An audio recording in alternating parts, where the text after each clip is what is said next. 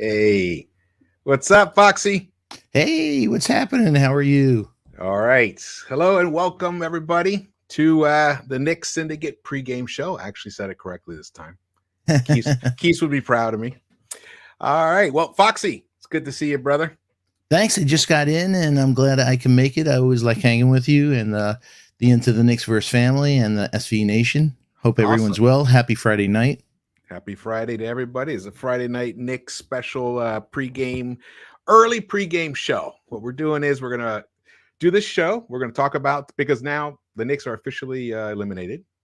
So we're going to jump into a few things of what's the next steps for the Knicks. We're going to look at the lottery situation, where they actually might finish. What are the options? And we'll look at the RJ contract situation and one surprise topic, and then we'll preview the game, and then we'll replay it tomorrow. So that'll be good. That'll be it'll tackle everything we need to do for the moment. Salute to the chat. What's up, John Talento? We survey 100 people. Great to see you, man. Arguedas Loriano. Wow, cool name.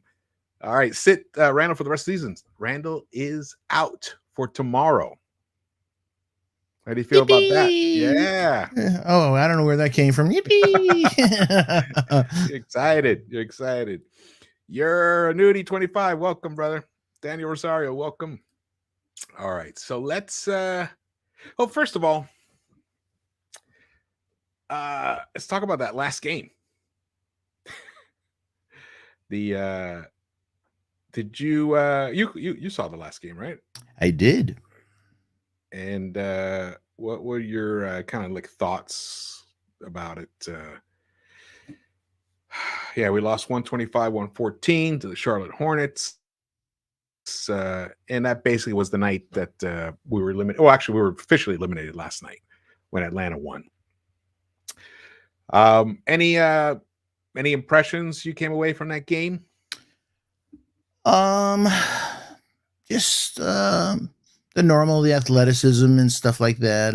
Normal Tibbs stuff that gets me cranky. I thought it could have been a really good moment for them to put a line and just say we're going to. And now with this quad tonight, there must have been something there to just say, hey, we're going to shut him down for the rest of the season. But him, a lot of people are saying, hey, Carlton and WFN, they made that story up. And my feelings about Randall had nothing to do with that story. Yeah. It was like my feelings are him, not walking over to Burks after he takes the charge and everybody's cheering for them, and him, taking defensive plays off and not hitting RJ when he's alone, and not playing team ball. So I thought that was a really, the thing to do. Obviously, Miles Bridges, RJ scored, didn't have a bad game, but he was brutal on defense. He really had an off game. Yeah, we're going to get into that. Okay, cool. That. Yeah, because I saw a few things, and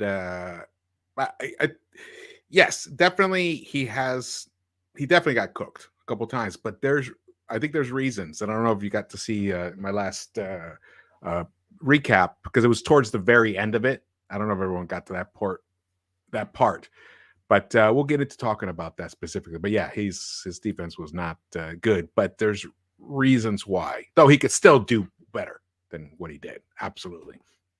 Yes. Yes. Thank you. Dan H comments, I flew from LA to New York and saw the Bulls game. The Obi chants were awkward, but necessary. And I heard that Randall got booed in the pregame when they announced the roster. Yeah. So, but the 12 minutes for Miles, the 8 minutes or 9 minutes for Miles, the 12 minutes for Obi, the 12 minutes for Sims, it just takes the energy out of you. Like, it doesn't make any sense. So, we'll get into it. But one of the questions I'm going to pose for you is, and into the Knicks-Verse family and the SV Nation is, what's the starting lineup for the next game? Is it going to make any difference to Tibbs? Is Burks going to still start even though we're mathematically eliminated? Or why don't we talk about it now? Okay, you're the boss. Why don't we talk about it now? Teddy, Dukes, says start Emmanuel quickly and Obi in the next 5 games. Absolutely. Absolutely. I mean, it makes it. Well, it's made zero sense all along anyway to not start quickly. But now we're officially eliminated. Randall's not going to play. He's probably not going to play the remainder of the season, I imagine. Maybe. I mean, what's there to play for him? Yeah, just hurting his trade value even more. Yeah, exactly. Because he might. Who knows what he might do? I keep saying the same old thing about him doing something terrible, but, and he keeps doing it. He doesn't fail surprising us. The gift that keeps giving. He definitely is the gift that keeps giving. I think. Well, yeah. All right, here we go. Just making sure that there's no spam. Hey, welcome, Lex. Thank you, brother, for showing up. Appreciate it. Hey, Lex, hope all is well. Mod around. We serve 100 people. Tremendous mods. We got great mods, man. We have great mods in our syndicate family here. Yeah, I mean, so now the question is, do you start Burks instead of Fournier? It's a great question. Only meaning Fournier, it's still a head scratcher that with Tibbs as your head coach, you know the type of style he has, and you say, okay, we hear you, Tom, and we're going to give you Kemba Walker and Evan Fournier from the start. But Fournier, I know his defense and everything, but folks, look at what the number of threes. He's broke the record. He's done everything you could ask him from an offensive standpoint, and the other parts are just that's who Evan Fournier has been.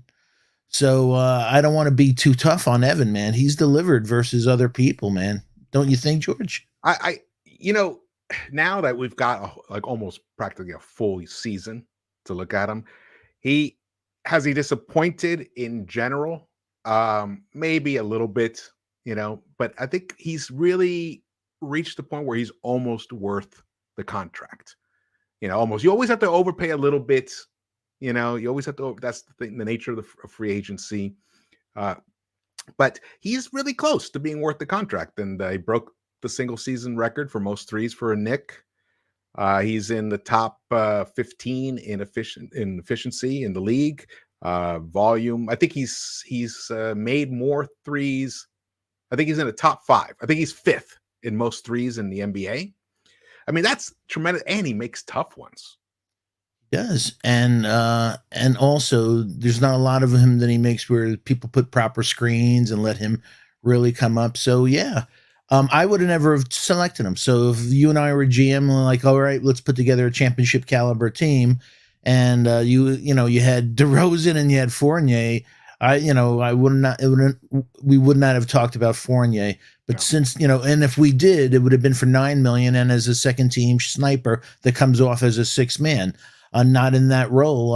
I still think that, like you said, if we have to have that contract, move him to the second team where his defense won't be as exposed as first team elite players.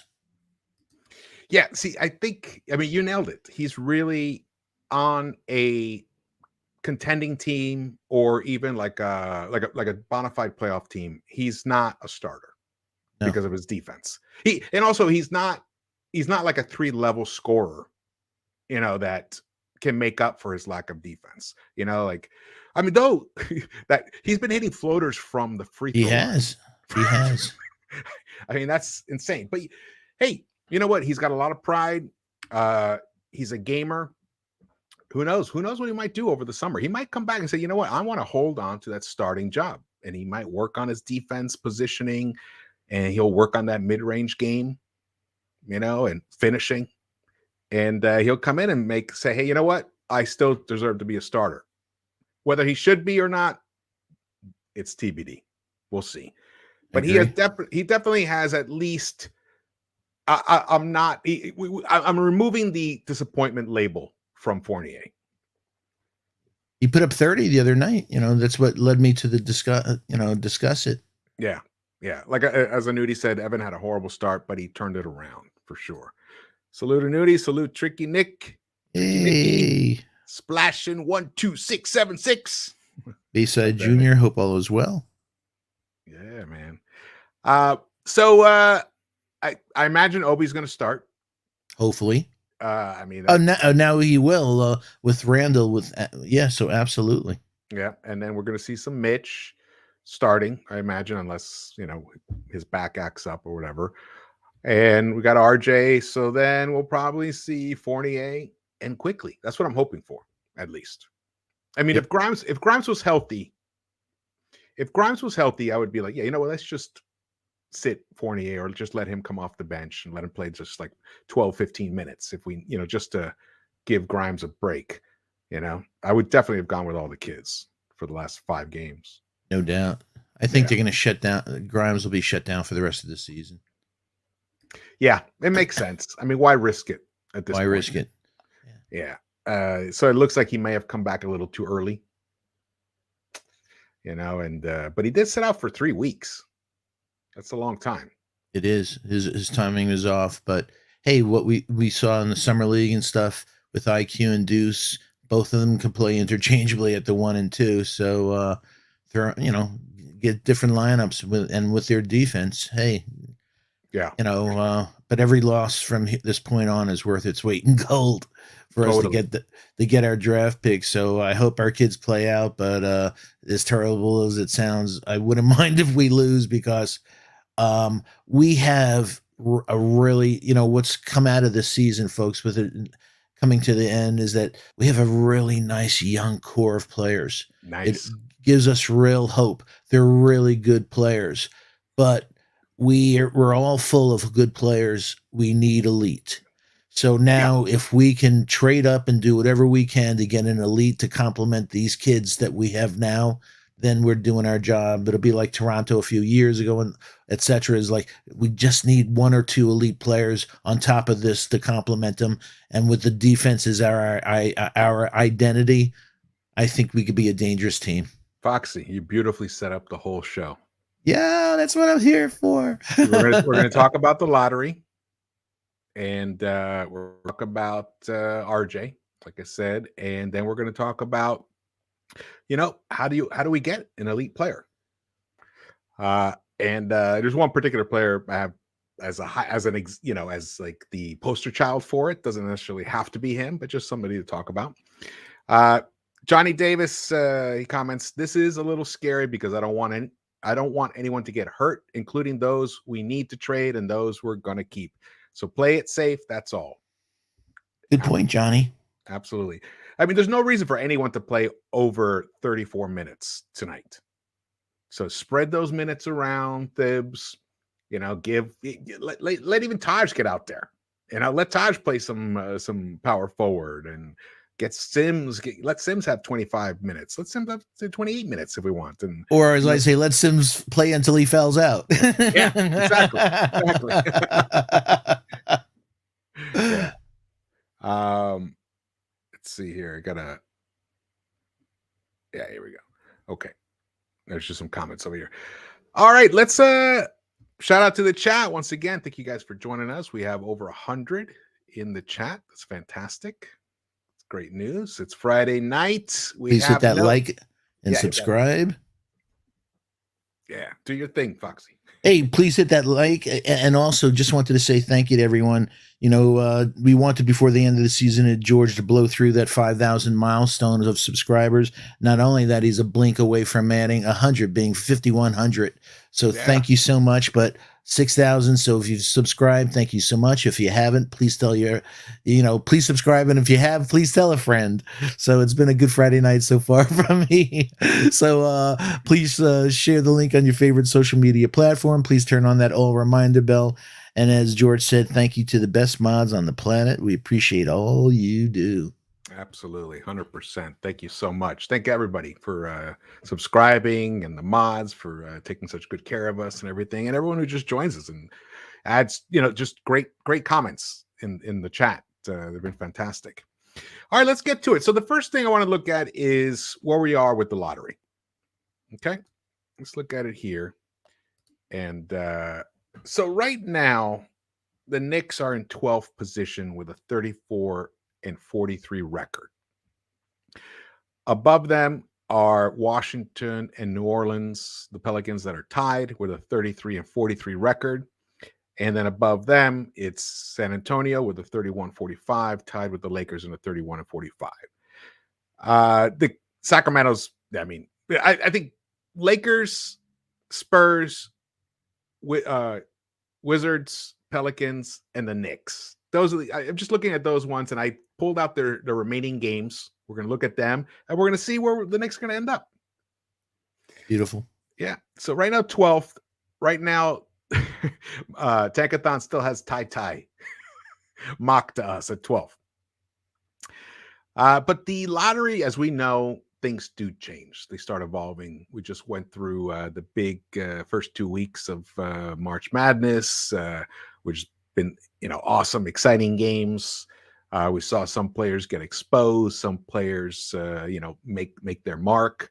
One of the guys that I really was impressed with, even though we were already impressed with, was AJ Griffin. Yep. He's really showing something.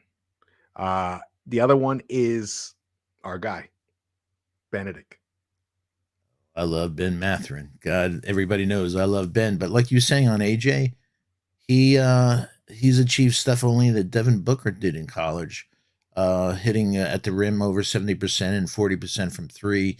Beautiful mechanics. And this is a kid who didn't play organized basketball for 2 years because of injuries in high school. So God willing, that won't come around. But 6'6", 7-foot wingspan. I wish he was a little more tenacious on the defensive side, but he's from good pedigree. His dad's a coach on Toronto.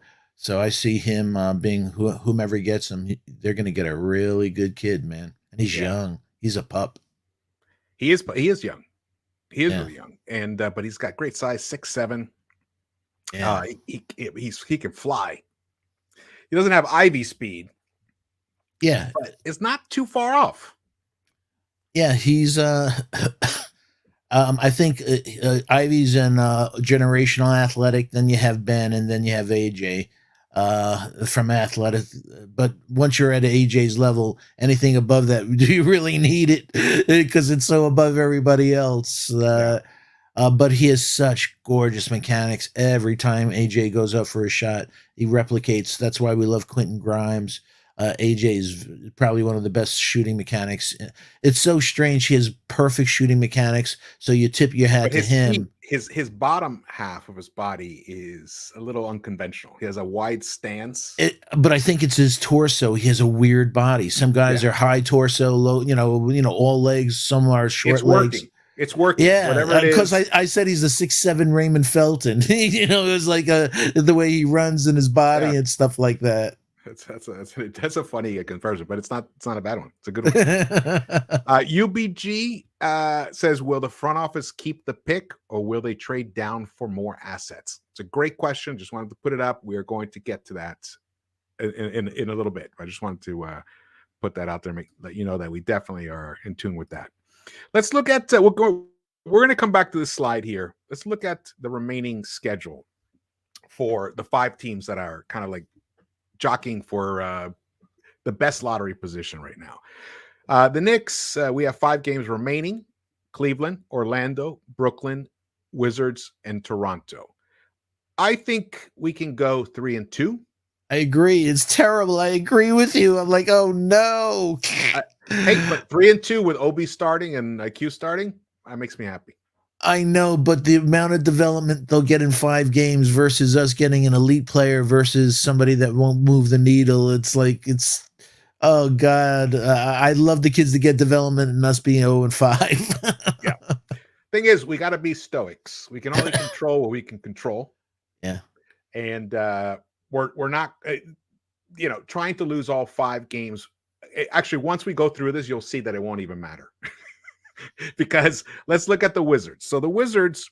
Oh, I thought you were going to say because whoever we pick, Tibbs won't play anyway. and then there's that. Yeah. Then there's that. Geez. All right. So the Wizards have 6 games remaining, including tonight. Actually, they're probably playing right now. They have 6 games remaining. I think they could easily go 0-6 with these games. They play the Mavericks, the Celtics, the Timberwolves, Atlanta. They play us and Charlotte. all teams that are in the playoffs except for us, or the play-in except for us. Yeah, I can So see they're them gonna, get toasted, man. they could go 0-6. I'm giving them the Timberwolves game. No, which is the one I'm giving them? Tonight's game. I'm giving them the Dallas Mavericks game. Just to be kind. So they go 1-5. All right. So remember 1-5 or 0-6 for them. The Lakers play the Pelicans tonight. It's a late game tonight, so that they haven't played yet. I think Lakers. So the Lakers have the Pelicans, they have the Nuggets, Suns, Warriors, OKC, and the Nuggets again. I think the Lakers are going to go 2-4. And especially with LeBron and Davis out. Wait, I thought Davis is back tonight. Oh, is he back tonight? I thought that's what I was hearing, that he was trying to come back, but you never know. There's still a couple hours left, so you never know with him. But I put him at 2-4 at the highest. Yeah, you're right. And the Pelicans, same 2-4. They play. They're here for the LA back-to-back games, Lakers and Clippers, and then Sacramento, they'll win that one. Portland, they'll win that one. Then the Grizzlies and Warriors. Depending if the Grizzlies rest everybody, but the Grizzlies beat everybody anyway. Even without Ja, they're beating everybody. So I got them at 2-4. All right, so let's go back to right here. So if the Lakers go 2-4, they will finish 33-49. San Antonio will go 1-5. I don't even know if I got to them in the other slide, but they'll go 1-5. I'm predicting, so that's 32-50.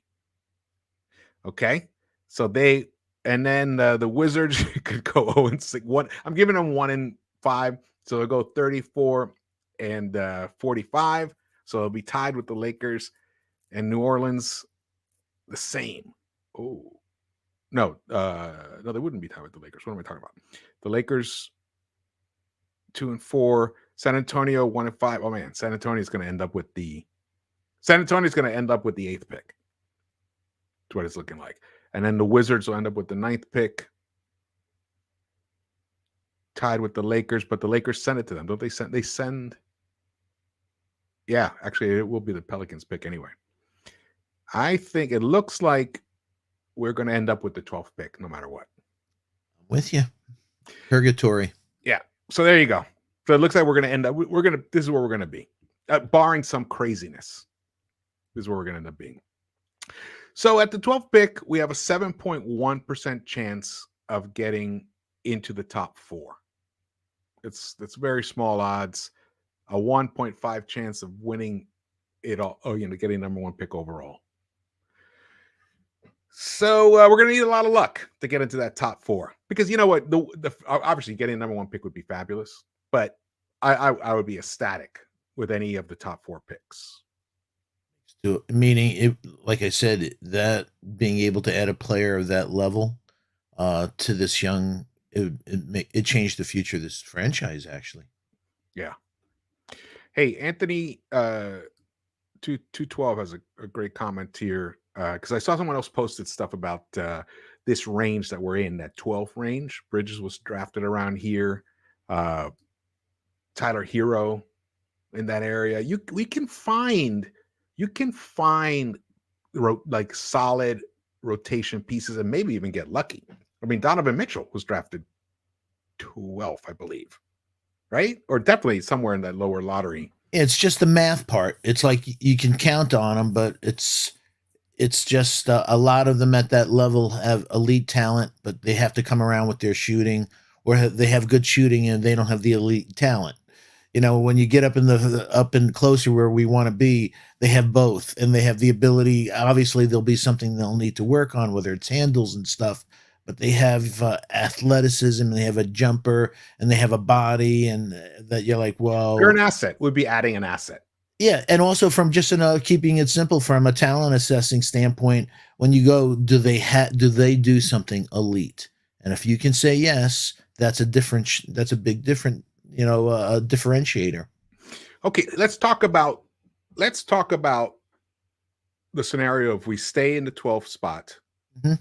who would you like for us to get, or like give us like a range of players, like maybe like a handful of players that might be interesting at that 12th spot. Start off with, and again, because of the dynamics of the Knicks, Mark Williams. I was thinking about him. Yes, so Mark Williams, almost a 7'8" wingspan. He's not great at the perimeter, but he's very Mitchell Robinson. If we're going to have an issue, and we know about our issue with Noel, Sims in his bare feet is 6'9", folks. He has a great fro and stuff, but if you look at the combine notes, he was 6'9" in his bare feet, 6'10" with sneakers on. He does have a 7'3" wingspan, but you want to have. And he has great leaping ability too. He has great. He's strong. And he is, but he's not known as a shot blocker or a rim protector. Yeah. He's a great rebounder, though. So that's why I'm saying that to think about the realities with Noel, the realities with Mitch, a Mark Williams from Duke, with that shot blocking and with that a lob with an RJ doing the same thing. He's very good at lobs and stuff like that, but rim protection and shot blocking, he's elite. And so if you can get somebody at 12 like that, I don't think Terry Eason will be available at 12, but if he is, it's a kid that's raw on the offensive side, but it's somebody that would take the burden off of RJ because he's a 6'8", 6'9" beast on defense. So incredible motor. So let him take on the crazy threes of the world and leave RJ to have some legs in the fourth quarter. Just it's hard enough doing twos in this league, but don't let him go up against those big threes. So Terry could do something like that. And I've brought up. You see Terry more as a small forward or power forward? Who? Eason? Terry, I see him as a small forward, but I see him as a 3 or 4. But I definitely could see him as a 3 stopper. So with the offense, not looking for him, and you know what, he's pretty unstoppable. He's not a bad foul shooter, so I could see his offensive game coming around. But right out of the chute, he could be, just like we said about Grimes, just what we said about Deuce. That right out of the chute, he'll be a real special defensive player. And I've already talked about Okjai Agbaji of Kansas that'll be playing tomorrow, that if he's available, 6'5", 6'10" wingspan, he can shoot the threes, a 3-level scorer. He's a dog on defense, academic All-American. So he's smart. I love drafting smart players. So there's players around there, but that have a chance to be something. But I truly think that if we're at 12 and can't move up, if let's say we're in the 10 to 12 region, if we don't do well the last few games or whatever it is, as George said, we're probably going to be 12. If we can't move up, I think there's a shot that maybe we trade the picks for an established player, rather than moving back and just getting another player. You can't. How many rookies can you play? Yeah, I mean, that's always especially with a guy like Thibs. But also any coach, you're asking a lot to play. How many? Grimes, Deuce. RJ will be a 4th-year player, but Mitch. They're very young players. Absolutely, yeah. Alexis Rodriguez put in the chat, draft Jalen Duren and sign and trade Mitch for Brunson. Now we have a PG and a center. That's not a terrible idea. Not a terrible idea at all. That could totally work, whether it's Jalen Duren or Williams. One of those guys, that could totally work. I mean, the Mitch for Brunson could work out, that kind of sign and trade. The money does it. Yeah. Yeah. Let's go back to the slides here. Brent scares me, man. What do you think about wait, where is he? Oh, he's not on here. Brown. Kendall Brown, I think he should go back to Baylor. He's good in transition, but his offensive game is raw, very, very raw. Great athlete, but he's an okay defender, but he should really go back to school. He's pretty athletic though. I just said that he's literally one of the top 3-4 athletic guys in the whole draft. Yeah. But which is fantastic in transition, but it's not too good if you don't have a jumper. Absolutely. Look, it looks like here, one thing here, just to pay attention. So they have Mathurin at 8. Let's talk about the possibility of doing a trade up. Matherin's at 8. We're within striking distance. That's a possibility, depending on how the top 7 picks go. New Orleans will have that 8th pick, and they will also have the... Oh, no, they have the 8th pick. They trade that's how it works. That's right. I misread that. So New Orleans is the 8th. Yeah. New Orleans is the 8th pick. I mean, does this pick have that much value for them specifically? The way that they're set up right now? Could they be enticed with Mathurin? Yeah. I mean, is Mathurin somebody that they would want to hold on to, or would they be willing to trade that pick, do a swap with us, like an 8 and 12 swap, and then we give them a couple of seconds? And no, I think it'll take a first. Meaning, I think it's going to take us taking. We'll trade our 12th. We'll trade the 2024 number 1, and a couple seconds to move up there. Could we even push that to 2025? Maybe. Hopefully, but hopefully, but okay. But if not, the 24, and it's like saying, getting back to the realities that, hey, folks, we're not going to get a free agent here, not with this, foundation. So we're going to have to. The only way to get a superstar is to swing for the fences, look at your talent evaluators, and if you say Ben's the one, all right, man, we have all these draft picks and everything. Let's go, balls to the wall and try to get them.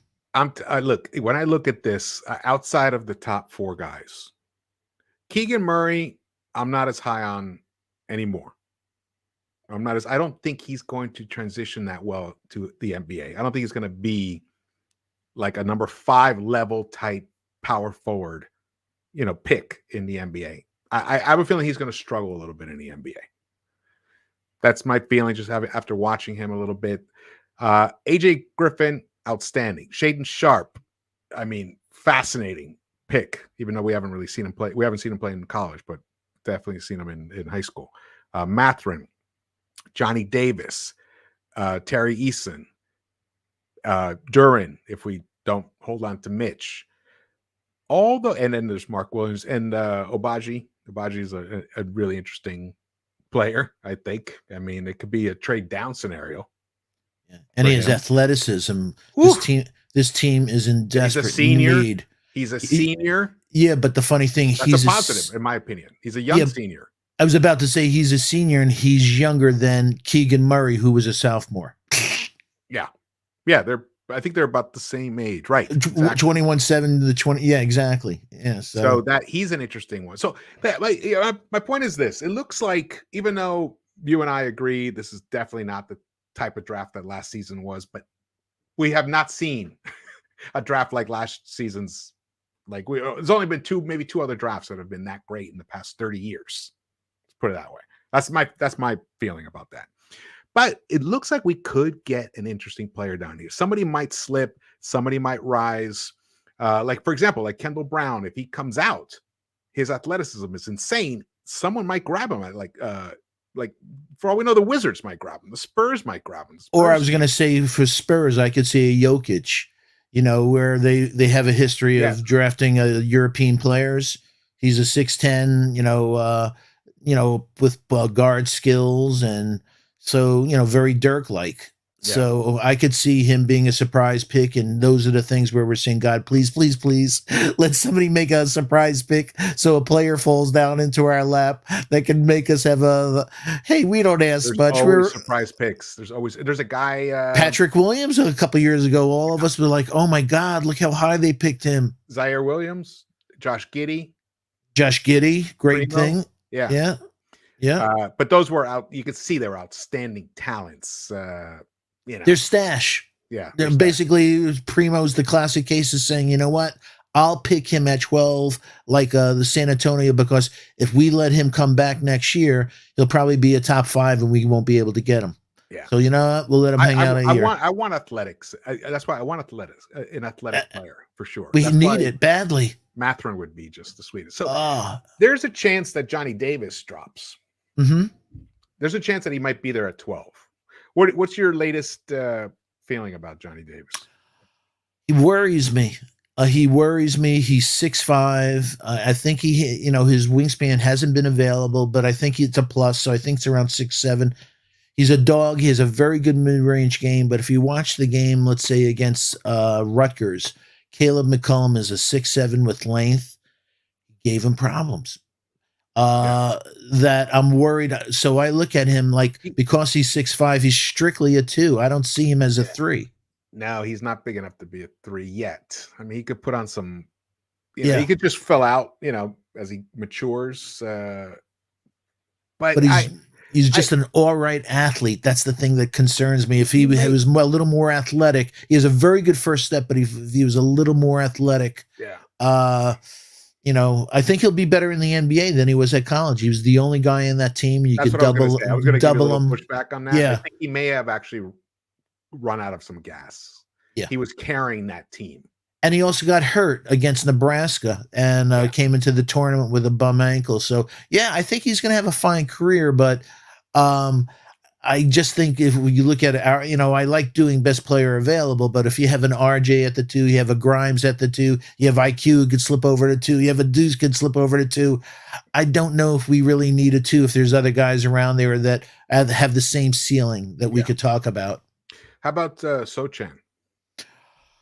Very raw. I wish he'd go back, but he's just, I only see him, he's a power forward. He's just very raw. I wouldn't, there's nothing in his game that I'd say, let's go for him. Mm-hmm. All right. Is there so many of these kids, though, I wish they'd go back to school, man. They're leaving money on the table. It's definitely moving towards that. There's a lot. I mean, this is the draft of sophomores, really. I mean, look how many we have in the top 16. 1, 2, 3, 4, 5, 6 in the top 16. Yeah, and that's because last year they were like, man, this draft is so incredible. Let's wait a year.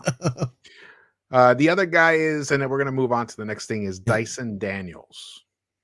Good defense, good perimeter, nice length, but I just don't see him as I just see him as another Frank. He's from Australia. He just doesn't move the needle, that type of guy. His offensive game is not really there. He doesn't have bad court vision, but also I hate guys in the G League. It's just such a hard league to assess people's talent. Everyone's trying to showcase their talent. When you watch Rokas, he's trying to win a championship, so they're playing within a team scheme. And in G League, it's like, let me put this ball up. They're just shooting.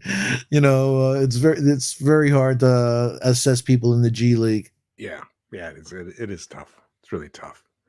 So it looks. I mean, I think this is the way I'm looking at this. I think AJ Griffin, Shaedon Sharpe, and Benedict Mathurin, if any of those guys are there around 8, we should try to trade up to get one of those guys. They're just outstanding athletes, physical specimens. They can all shoot like high level shooters and athletic. So I think that's the kind of player we want to add to our squad, because we need to up the athleticism on our team. So even though there might be some, like again, Shaedon Sharpe is a shooting guard, but he, he's big enough to be a small forward. He is 7-foot wingspan. Yeah. And then also, from what I've seen, he has a pretty good handle. He does. He might be a surprise. That's the scary thing. He has the athleticism. He has the handle. He has the jumper. He has the touch. But we saw him in high school. So we didn't see him against real great competition. And a few of the people behind closed doors at Kentucky that did see him, he was playing 3-on-3s. It's not the same. It's not the same. All right. Well, I think, I think there's definitely some interesting possibilities in that draft. The other thing is we could just trade the pick. I agree. But like I said, if you look at our talent, we're tight, but we just need elite. We can't get another guy who's just going to be a good player. Yeah. Let's talk about. Got some interesting chats here. Silver Surfer writes, the Pacers don't need Brogdon and him, and Randall contract the same. Runs too long. Brogdon's contract. Malcolm Brogdon, what do you think about making a trade for him? If he wasn't so injury prone and his contract didn't go for several years, I think it goes to the 25 season. That it goes just through the 25-26 season, or is it end in 24-25? I think I'm not sure. I don't want to mislead anybody in the chat. I just know I think it goes for 3 more years. I'm leery of his health as well. Yeah, exactly. So him, and also the same thing with Turner, Miles Turner with that foot. He's had several foot injuries. It's not like he had one foot injury. Brian Ferreira, he writes, hate to be the Debbie Downer, but the more obvious it becomes that we need to get rid of Julius, more teams are going to want to lowball us. Julius does have value, but teams ain't desperate for him. One thing is, I don't know if you saw Ian Begley's mailbag recently. He discussed that at the trade deadline, there actually was interest in Julius. So there are teams that are looking at him. They see him in a different, they could use him in a different role than we use him. So he might have a higher perceived value than we do. And I've heard other people say it too. They're like, of course, certain fan bases, once they sour on a player, they think that the player's just trash, he has no value. And it's hard with rumors around and stuff. It's hard to always gauge the real, the temperature of someone's, of a player's value. But, you know, Ian is pretty even-keeled guy.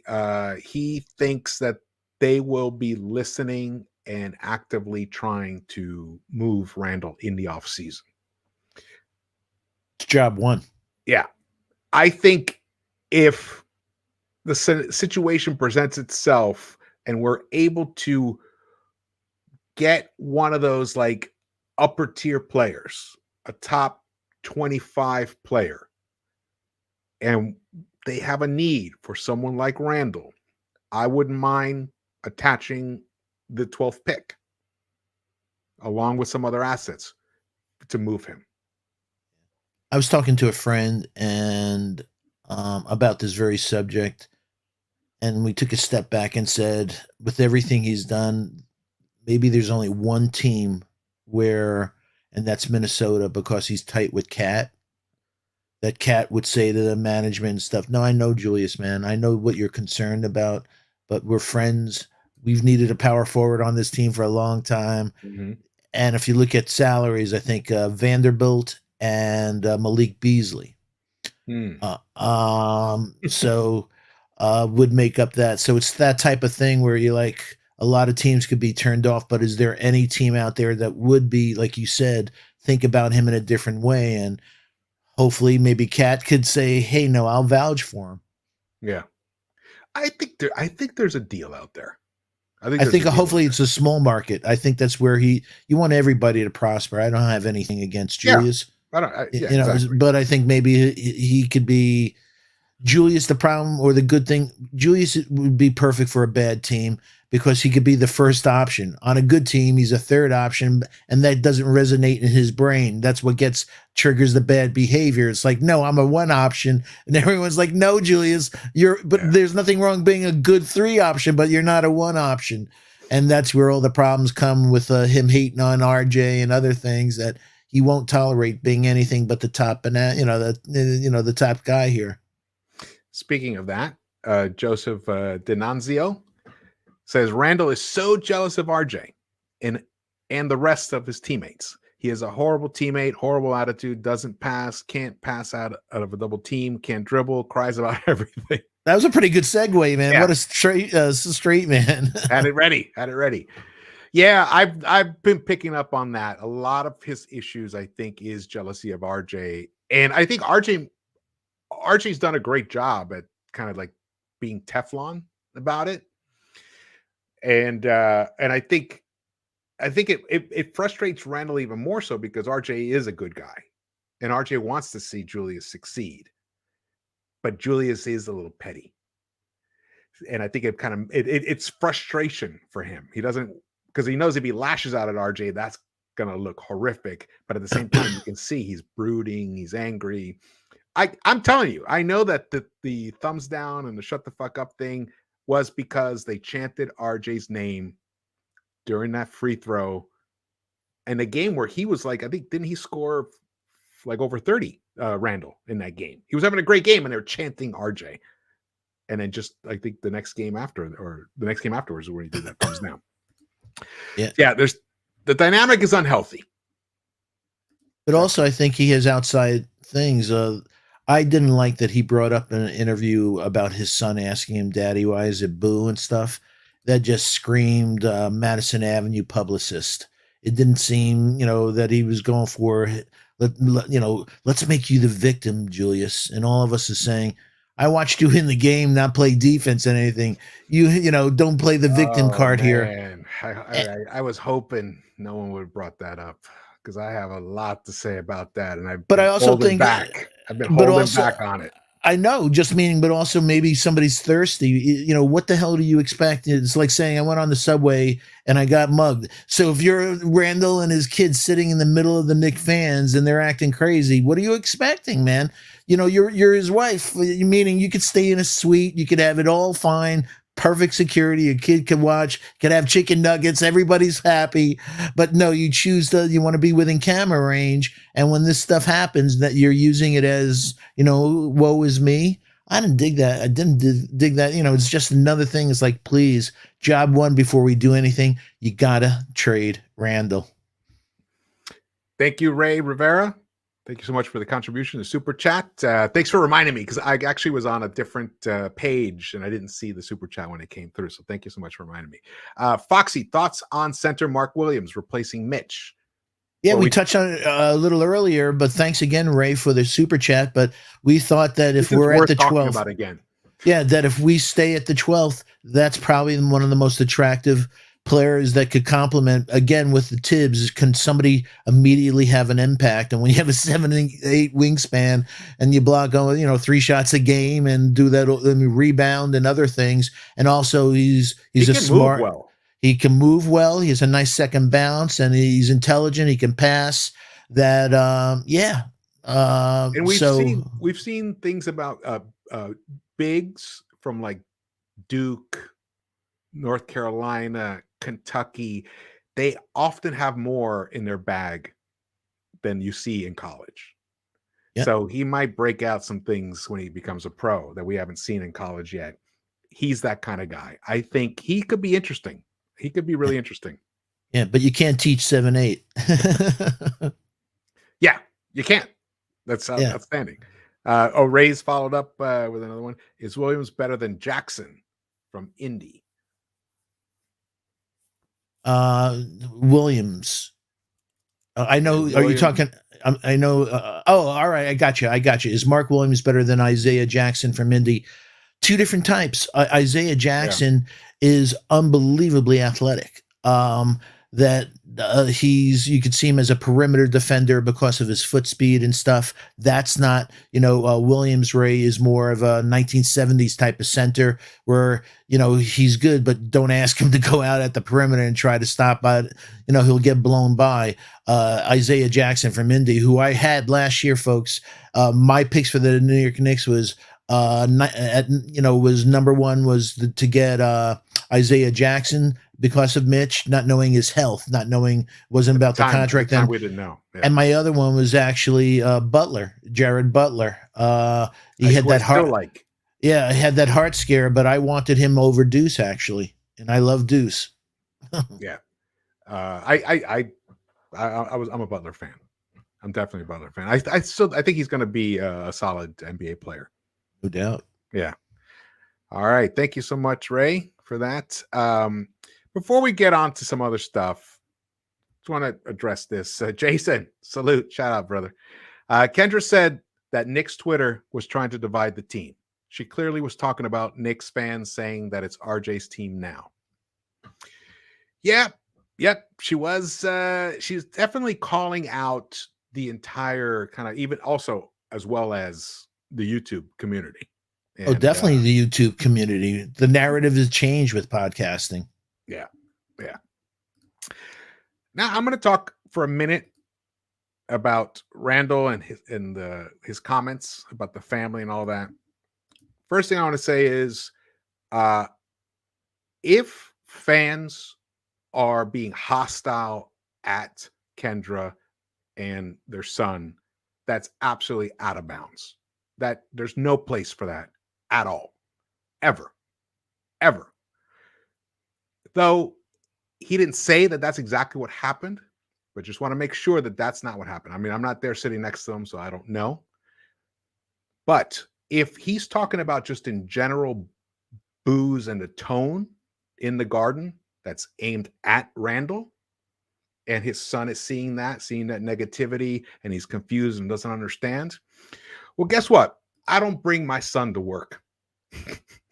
Never did. And that's just something that happens. He's young, and possibly if you are encountering this kind of season, maybe you don't bring him to the garden. You know, you got to look out for him. That's number one. Number two, if you're really that worried about the takeaway that your son is getting from his experience at the garden by watching you play, then maybe you should be more concerned about smacking the laptop of an assistant coach. Maybe you should be more concerned about pushing your teammates away that are trying to calm you down so that you don't get thrown out of the game. Maybe you should be more concerned about not being hostile towards an official at the end of a game or picking fights and getting ejected. Maybe you should be more concerned about showing your son team spirit as opposed to flinging the ball and sulking and running off into the tunnel by yourself while your team is celebrating on half court. I think that is more damaging for your son, because if it were my son and he saw me do that, I would be more concerned about that than the booze that everyone else is yelling at me, because you are his role model. That's all I'm going to say about that. Bravo, George. Bravo. Like I couldn't have said it better. Just meaning, mommy, why is daddy yelling at that guy with the striped shirt on? Mommy, why is daddy yelling at the guy with the striped shirt again? Exactly. So, well said. Beautiful. Poet. Thank you. All right, let's move on to more positive things. Realistic point guard options, draft/free agents. Unfortunately, the draft, there isn't any realistic point guard options in the draft right now.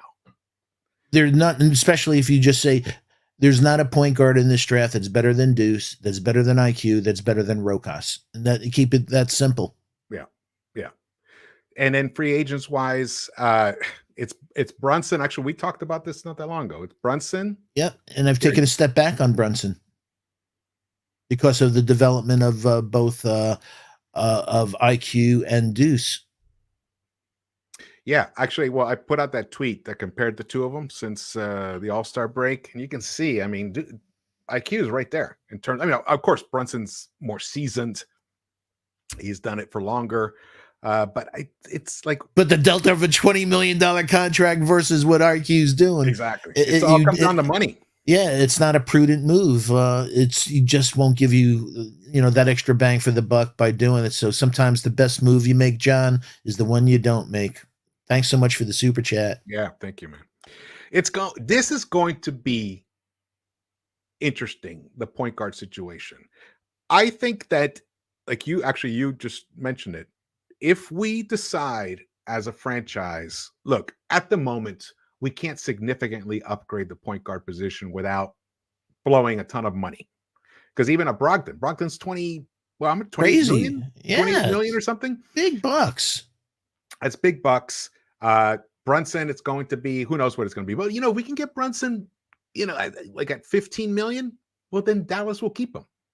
So we're going to have to overpay for him. So then it's like, all right, well, it's not such a terrible thing, obviously, to have Brunson and IQ as your point guards, especially with, with injuries and the situation. And of course, there's a whole second unit. So if we do make the trade and he's the starter, IQ comes off the bench, who knows? Eventually IQ could even supersede him And I got this other thing, a wrench in the works. Somebody named D Rose coming back. And then we have D Rose coming back. And Rokas. Rokas is being there's going to be a serious discussion about bringing Rokas onto the team for next year. So he's another possibility. So or somebody to use to trade up. Yeah. Or yeah, that's true. Well, the thing is, even if we trade up, there's no point guard in the draft. But I'm saying somebody's saying there's no point guard in the draft, so you're trying to go from 12 to 8 to get Mathurin. All right, we'll take that. We'll take your 12, but we'll also take that point guard that you have in Barcelona, and we'll let you get Ben Mathurin. There you go. So and I would love that. I'm telling you, Mathurin with RJ and IQ. Hey, George, and Cam. George, we've talked during games his passing to Obi.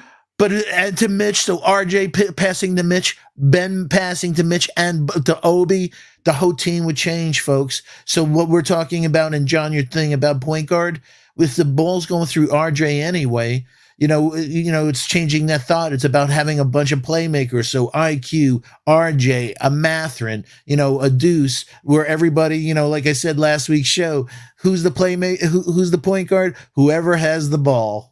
Whoever has the ball. LA writes the Deuce is the top 20 in this draft. Absolutely. LA, you nailed it, man. And for all we know, Rokas is a bona fide first round pick. Absolutely. Yeah. So we do have some good stashers. I think Jason also put in here, where would Grimes and Deuce go in this draft? Say top 15? Absolutely, both of them. Yeah, both of them, for sure. I mean, if you look at Grimes is a better player than Johnny Davis. They're different. One, Grimes can shoot threes. Johnny can't shoot threes. I love guys that go to Houston. They have a different element of their defense. Johnny's a dog, but Grimes takes a dog to a whole nother level that I just love about him. And also he's a underrated passer. We saw this year, Grimes. We saw parts of his game coming together. So I'm not looking at Grimes now. I have this vision of who he is in 3 years, Jason. And I think he's going to be super. Let's just say Hail Mary, full of grace, that kneecap stays in place. Yeah, I really do see him as a Klay Thompson light. Yeah. I do see him as that. Great comparison. Yeah. Wait, wow. Did I show this one already? What if Rokas is good? He is good. He is good. He is good. He kicked ass in the Spanish league this year. And he didn't, when it counted too, because we need a closer. When it counted, he showed that he has it in his DNA. Yeah. Let me just go through if I've missed any other. The chat is awesome right now. It's just off the hook here. Yeah, man, we're chilling. It's Friday night. It's Friday night. 185 people in the chat. We have 71 likes. Please get that up over 100. If you haven't hit the subscribe, please hit the subscribe. If you have hit the subscribe, please tell your friends about it. If you don't mind while you're doing it, please do it the same for Sports Vibe TV. Please share the link on your favorite social media platforms. And as always, thank you to the mods, for the best mods in the planet, for all you do. Absolutely. Thank you guys so much for watching with us. We're going to go. We're completing the first hour of the show. We're going to go into the second hour. And what I'm going to do is we're going to split this in half. Not right now. We're just going to keep going. I'll split it later because going to broadcast it tomorrow and morning for people who couldn't watch it tonight. But yeah, definitely hit those thumbs up buttons, subscribe, and drop your comments. Oh, I read all the comments. Okay, let's go to. Wait, are we done with this subject? Are you guys ready to move on? Yeah, we love your feedback, man. It's Friday night, so anything you guys want to do. It's our show. Adele Chapman, my guy. Hope all is well with you and the family. All right, let's talk about RJ Barrett.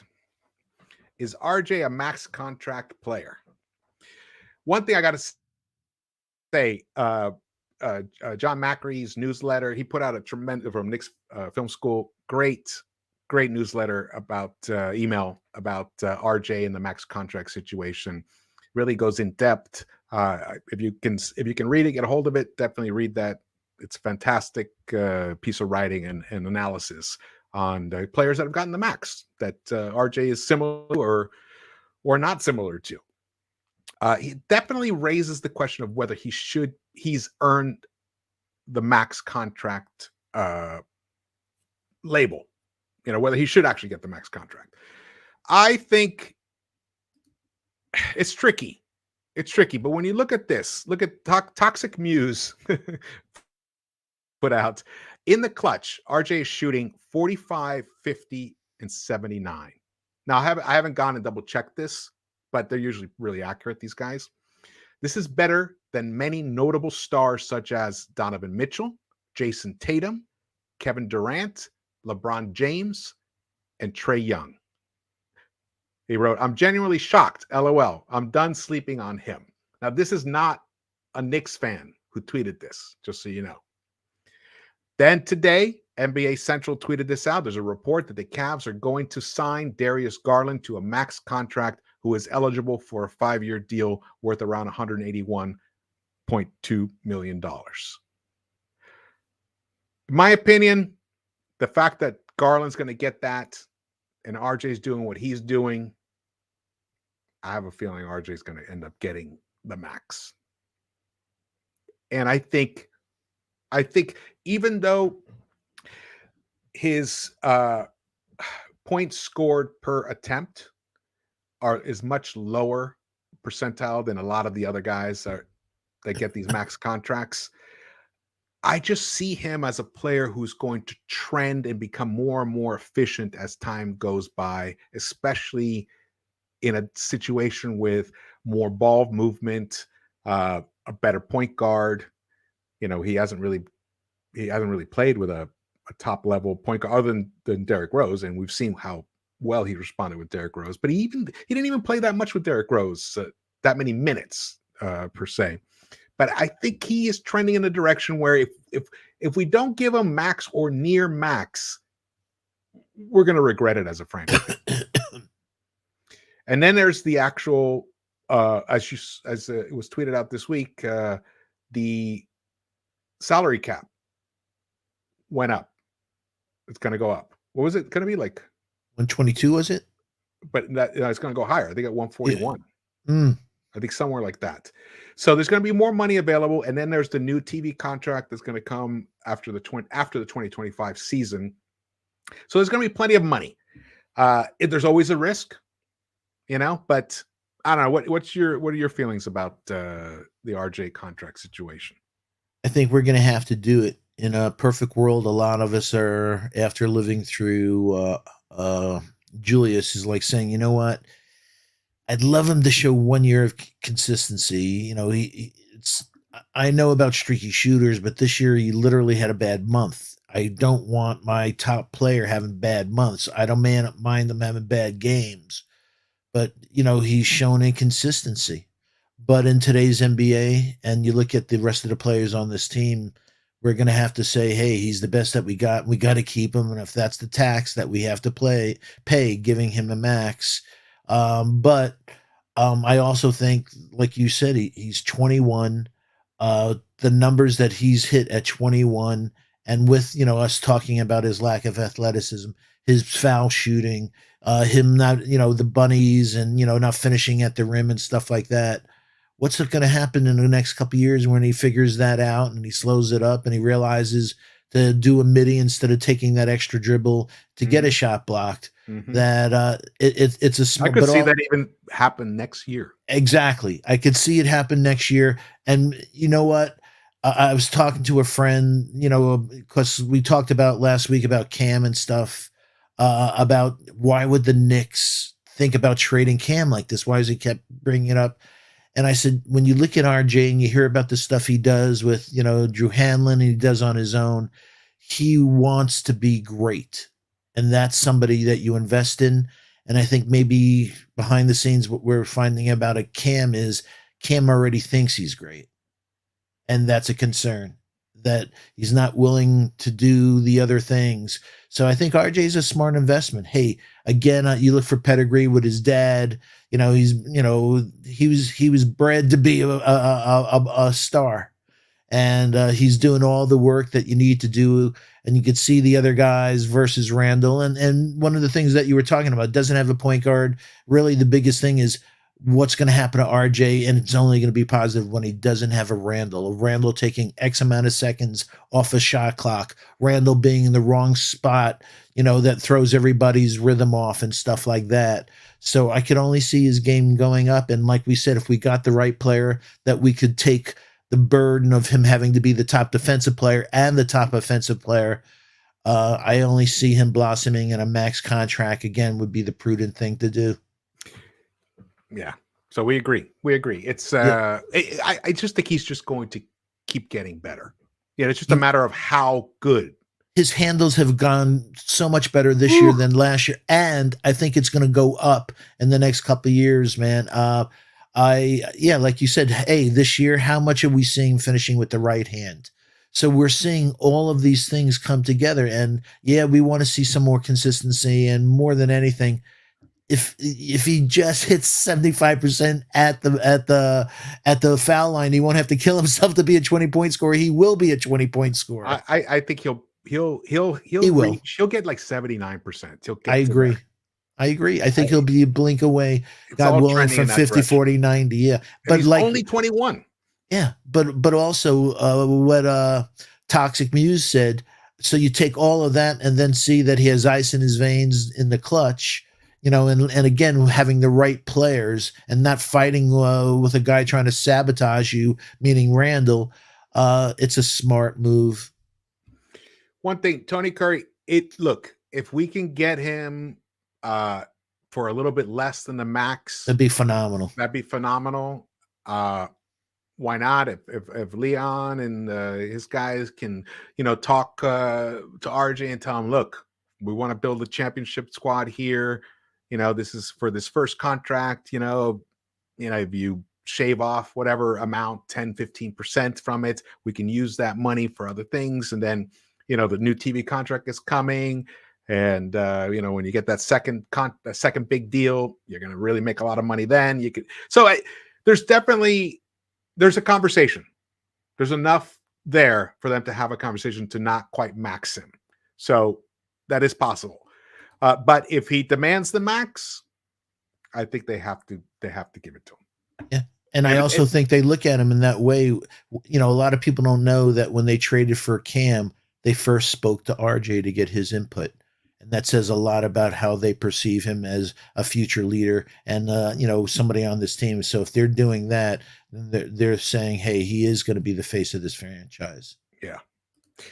One thing, let's talk about the defense. So this is what you tell me if you see the same thing. I could be way off, but I looked at some preliminary numbers and it kind of makes some sense.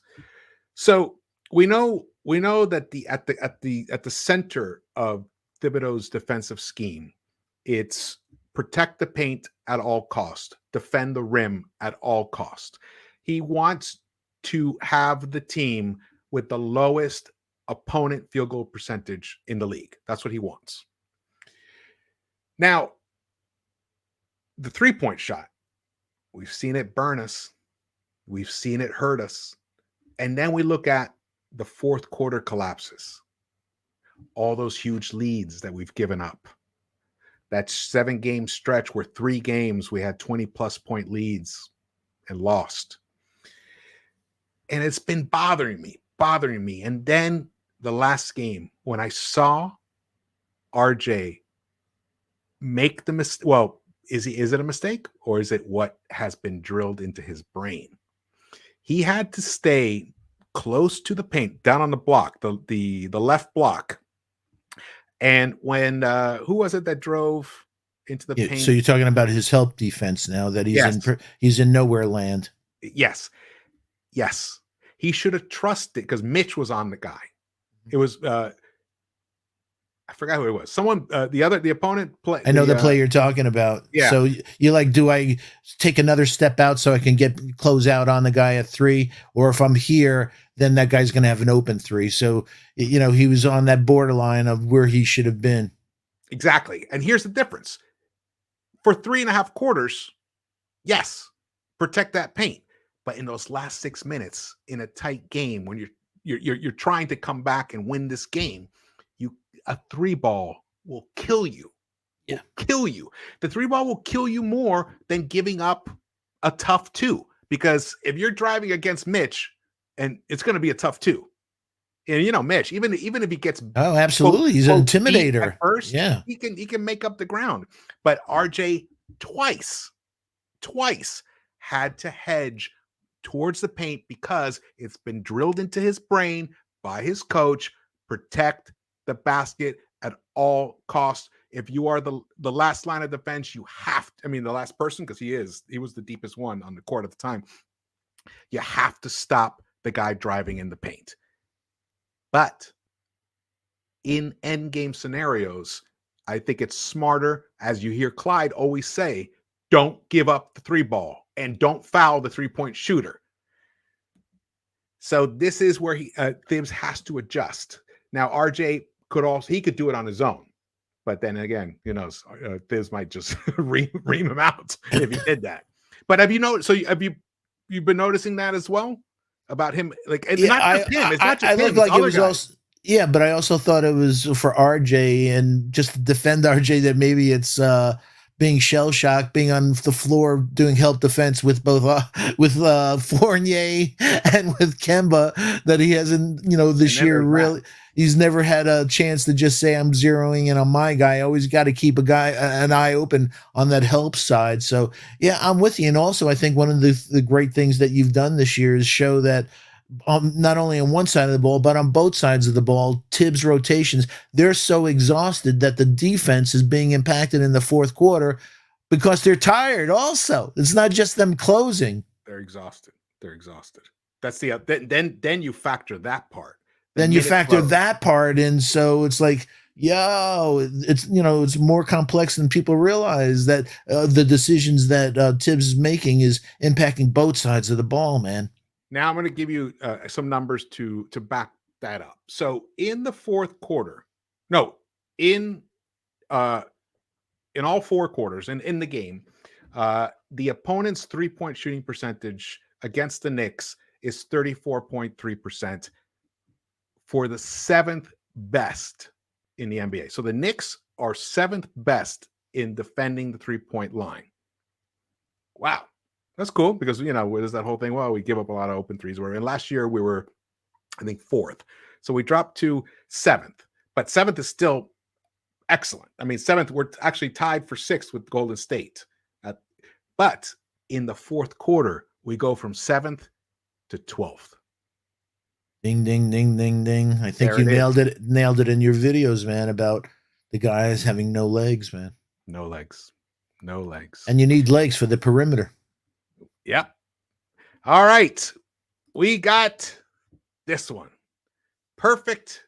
I don't know. Did you read my mind, John? Yeah, Did you read my mind, John?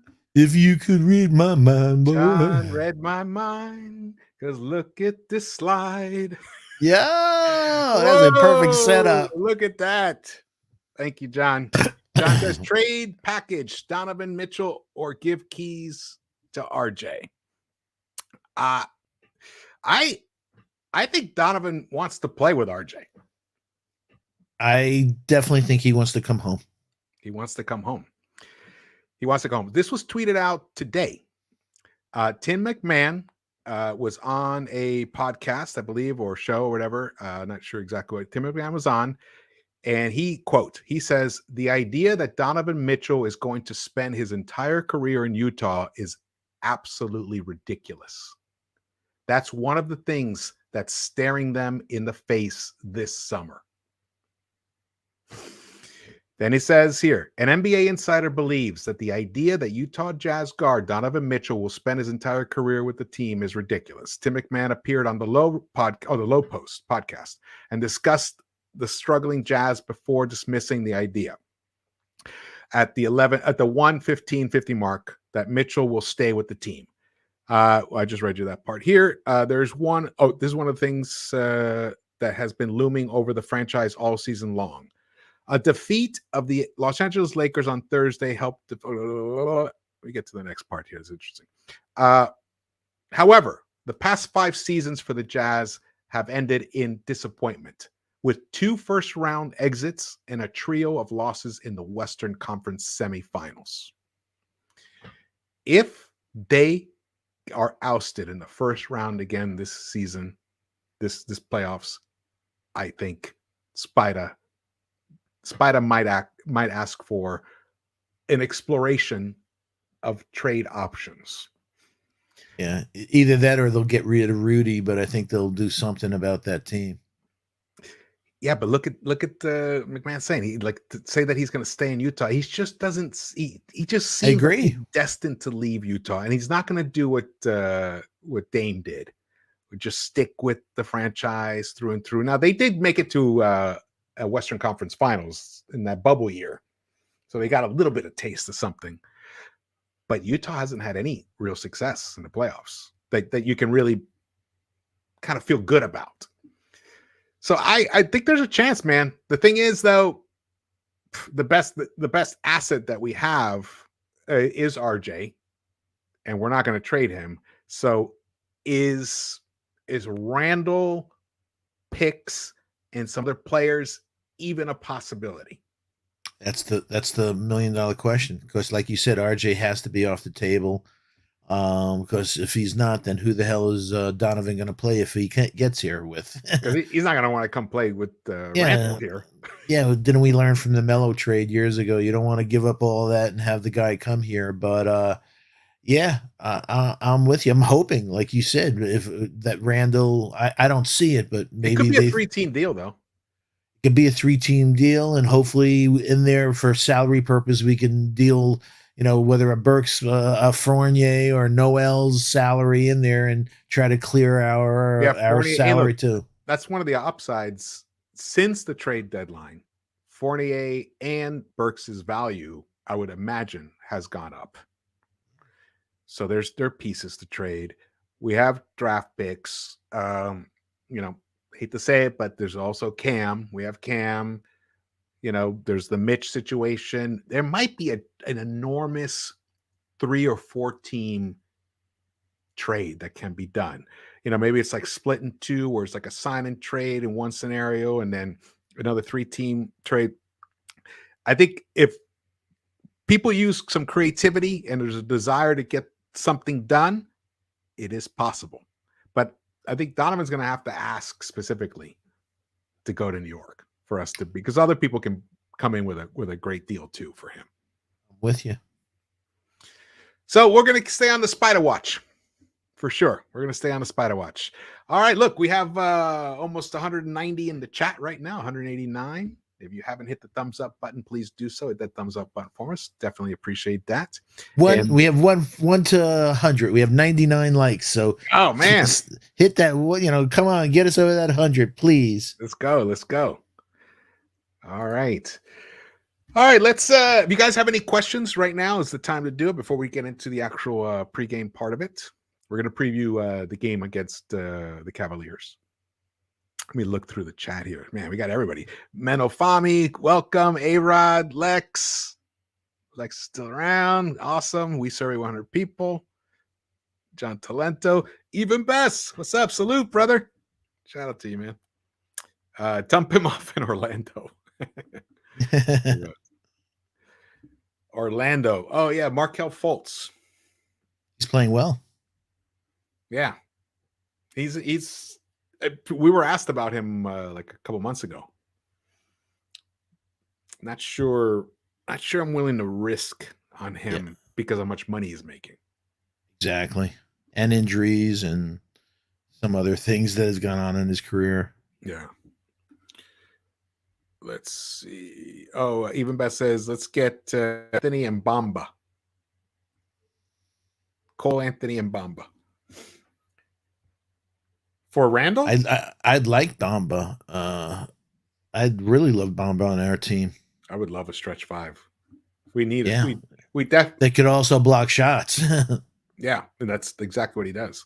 I would love Mo Bamba on our team. Definitely would love him on our team. Let him come home too. Yeah. Menno asks, on a scale of 1 to 10, how confident are you in the front office going forward? Oh, Menno, that's a great question. That is a great question. They've only had one press conference with the media in 20 months. I don't know their strategy. I have no. My issue last season was that you signed these guys that they did sign to 1 year contracts, not 2 year contracts. And if didn't like it, then let them walk and get somebody else. But like we said, I just didn't see, if you're talking about building a championship caliber team, Kemba and Fournier would not have been in my vocabulary. So I would have rather just say, okay, well, there's a lot of guys that, as we saw with COVID from the G League, that they'll play their hearts out and stuff like that, and just say, you know what, maybe we'd be talking about the sixth pick this year, but we wouldn't be locked in on contracts that we didn't want. We have Zach LaVine is a free agent this summer. And so maybe he doesn't feel like he's the man anymore over there with DeRozan and Vucevic and And we everything don't know what's else. going to happen in the playoffs. We don't know what's going to happen in the playoffs, but It at could be a least give first-round us exit. that type of leverage. And like we said, athleticism. Imagine having the ability to bring all of a sudden a Levine here who wants the a Levine RJ type of thing. So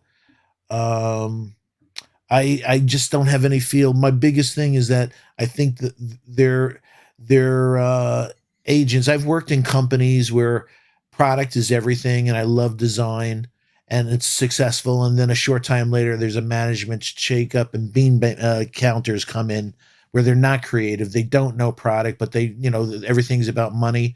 So I worry that Brock Aller and Leon, that they're business people, they're not basketball people. So the decisions that they're making may be, fiscally sound, but not basketball sound. Yeah. I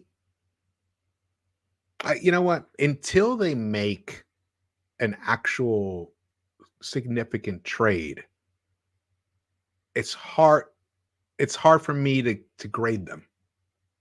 You know what I know. mean? We only Because, have D Rose is the only thing.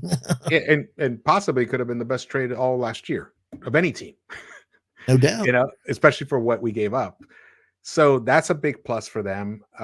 You're right about the Kemba thing, but the Kemba thing I feel like that was a last resort kind of situation, and they had exhausted other options, and they were like, wait, what about that?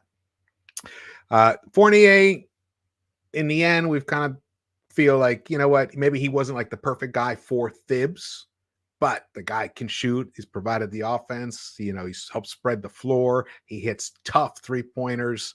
So in that respect, he has delivered. He's basically been the guy that he always was, so you couldn't be too surprised. But outside of that, I mean, the draft, I think they've done very well in the draft. Could they have been a little more aggressive last draft in trading up? But then again, we don't know the actual demands that they were asking for. We know that they tried to trade up for Suggs. Yeah, but there was a rumor that Duarte said, if you tell me that you'll trade me, I'll tell every team I won't work out for them. And see, if that rumor's true, then that's something that they missed out on. Yeah. So it's tricky. I would give them an incomplete right now, because I got to see that next big trade. What's going to happen this off season? Then I'll definitely know. In terms of confident, I'm not as confident as I'd like to be. Just put it that way. So I would say like a 6 right now. Better than the medium, better than 5. Could almost say 7. But I think they, how things went down on this trade deadline, I think but they did get Cam. They did add Cam. And then didn't play him. And then, yeah, but that's Thibs. No, just meaning you're a front office. You call the coach in and say, we made a trade. We want to get the kid's head right. And so we don't want him going for 22 minutes of this saying, well, do not play. What the hell? Why did I come here? So there has to be some synergy between the front office and Tibbs. And there's been dysfunction, where it looks like they're not in step. Yeah. So I would be like a 6.5.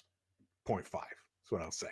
6.5. I think my guy Delano. Salute, brother. Yeah. Salute, man. We got another one interesting. Just drops in Reggie Jackson. I like Reggie. I like Reggie. He's a gamer. He'll put the team on his shoulders and run with it. I like that. But he's not going to leave L.A. What is he, 34? I think he's 32. 32, I think. Not sure. Yeah. Just meaning we have a D Rose, meaning he's out of the timeline, unfortunately. Yeah. I always liked he has a 7-foot wingspan, so I've always liked from Boston College. Yeah, he's what I like is his he's a leader. And he's clutch. I like him. He's a good guy. He's a good player. I would not have minded having Reggie Jackson instead of Kemba to begin with, for sure. All right, man. This has been a great stream, great chat. Let's see any other. If I missed anything else. Well, I think we got over 100 likes. Awesome. Thank you guys so much. Thank you so much. Let's see here. All right, let's go to previewing the game. Here we go. Knicks versus Cavaliers. In the last 10 games, Knicks are 6-4. The Cavs are 4-6. With the Knicks, 109.8 points per game. Cavs are scoring 111, but we are only allowing 107 for a plus 2.8 differential. It's been a long time since we've seen that in a 10-game span. The Cavaliers are struggling. Jared Allen is a big, big hole. They're missing him tremendously. They are a minus 4.2 in point differential. So that's right there. That's it's about 6 points difference right there. It's almost 7 points. I think Knicks. I think we have a good chance of winning tomorrow. We do have a very good chance. And what is from Evan Mobley? Evan Mobley is also out with the ankle. So, is he too? Yeah. So you have Jarrett out. You have Mobley out. Rondo's day to day. Obviously, we know about Sexton and Dean Wade. So both Mobley and Allen out. Mitch going to have a big game tomorrow, folks, hopefully. And so, yeah, unfortunately, I see the Knicks being able to win this game. Well, that's why we got them 3-2 for the rest of the season. Exactly. Yeah.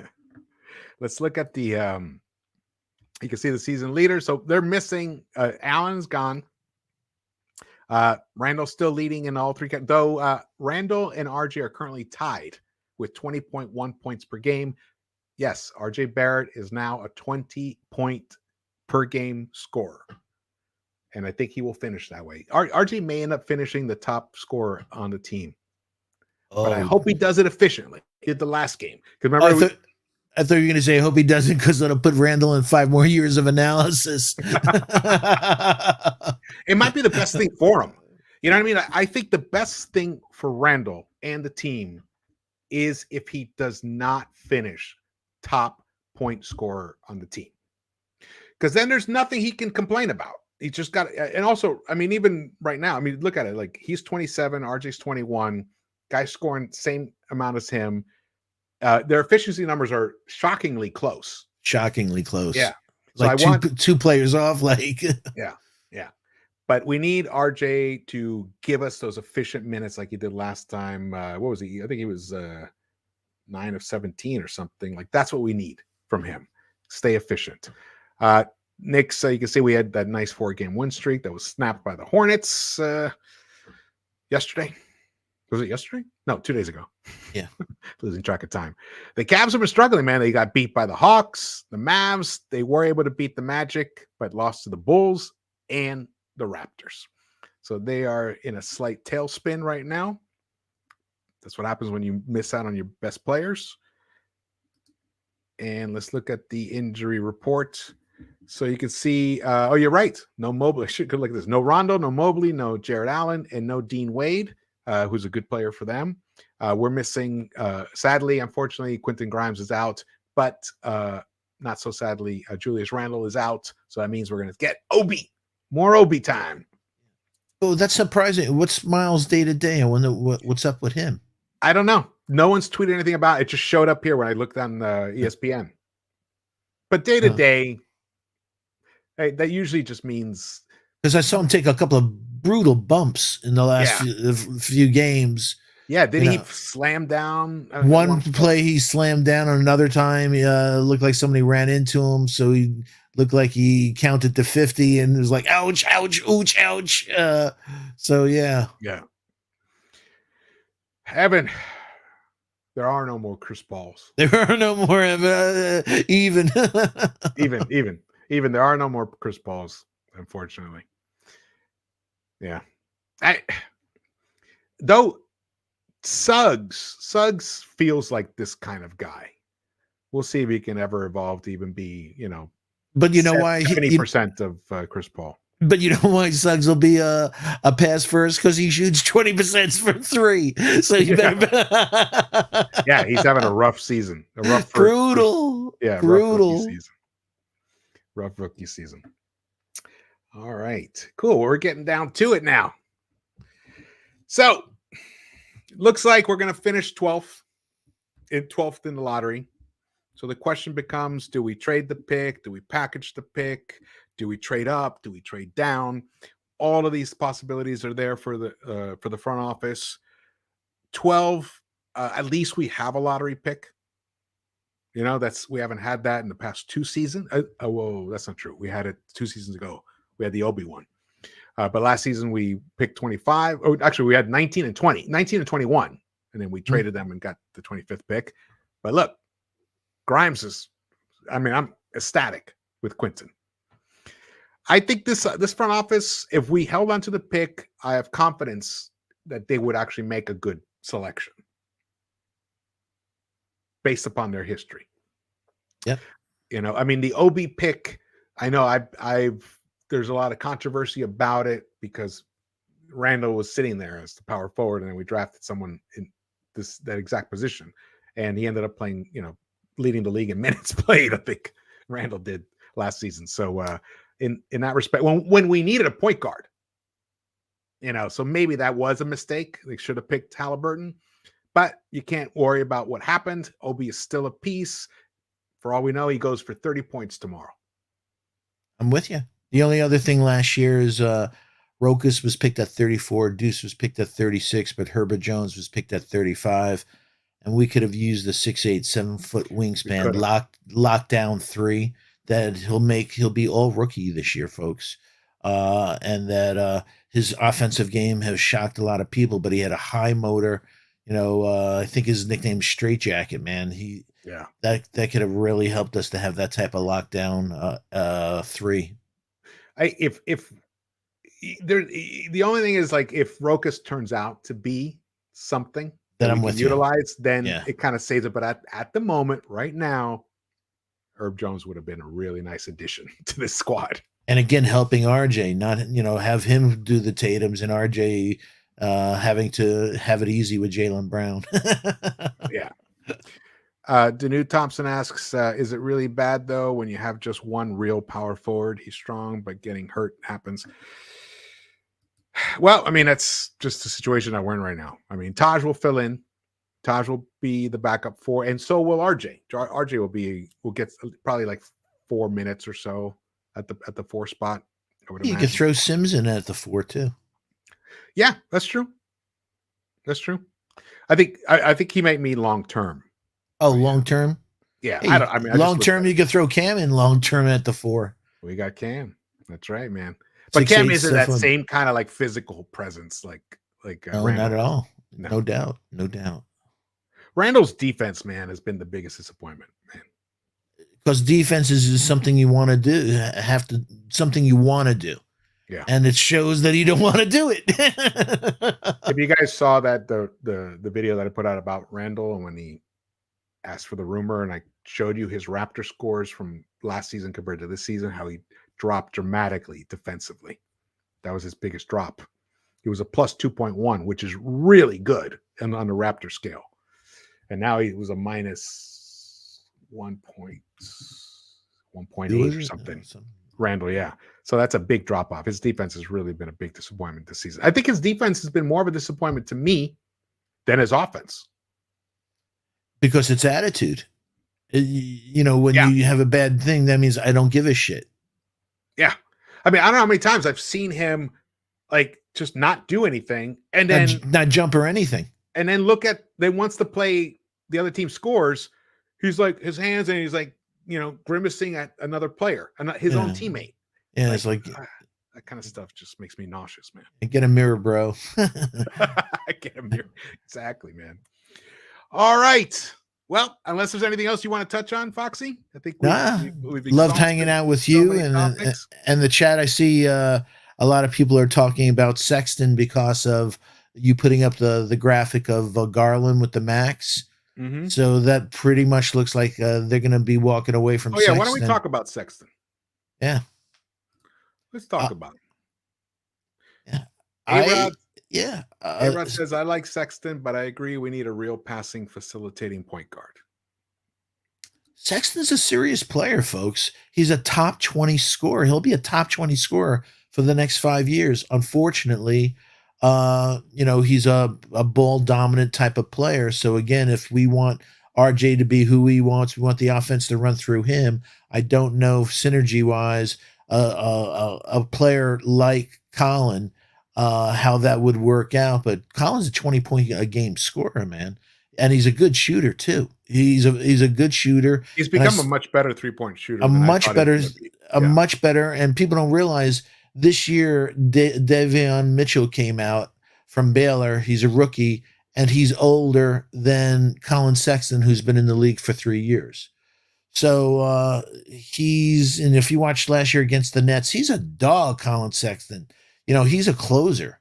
He's tiny, so he may be some defensive stuff, but it's just that he's a newfangled. And also, to his defense, again, it's these front offices that mess with kids' heads. Ladies and gentlemen, Cleveland Cavaliers select Colin Sexton. All right, I'm the point guard of the future. And the next year, the Cleveland Cavaliers select Darius Garland's like, yo, what are you doing? I thought I was the point guard. So you do that to a young kid, you mess up their game, man. Yeah. So it's crazy. He's talented, though. He is talented. I think he's not actually a starter on like a winning team. I don't think he's a starting point guard on a winning team. And he's small, so it makes him hard to be a shooting guard. But he's explosive. He's explosive. He does add some athleticism. I think he would be an ideal sixth man. Yeah. Blazing speed. When you need that, when your offense is, kind of like stagnant a little bit, you bring him in. He just gives you that jolt of offense and athleticism. He takes the pressure off some of the other guys. If they're struggling on nights when your RJ or your Fournier or your Mathurin are struggling, he comes in and gives you that boost. I think that's his ideal role. Unfortunately, his contract or his salary may dictate something else.